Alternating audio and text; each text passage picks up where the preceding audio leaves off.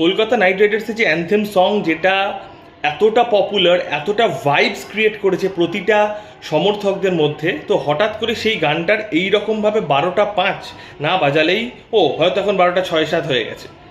কিছুক্ষণ আগে আমি গানটা যখন শুনেছিলাম ফেসবুকে শেয়ার করেছি, তো জঘন্য এই বলেই শেয়ার করেছি, এবং সেখানে 99% মানুষ, মানে যে কজন কমেন্ট করেছে সবাই বলেছে জঘন্য। তার মধ্যে একজন মেয়ে, সে কমেন্ট করেছে যে আমারও সত্যি বলতে কি ভালো লাগেনি, কিন্তু সত্যি কথাটা যদি বলি তাহলে ফ্যান ওয়ার লেগে যাবে, অনেকে বলবে কেকেআরের সমর্থক হয়ে তুই এটাকে বাজে বলছিস। আমার মাথায় কিছুতেই এটা ঢোকে না, কেউ কোনো কিছুর সমর্থক হতেই পারে, তা বলে সেই পার্টিকুলার টিমটা বা সেই ব্যক্তিত্বের সমস্ত কিছু ভালো হতে পারে না।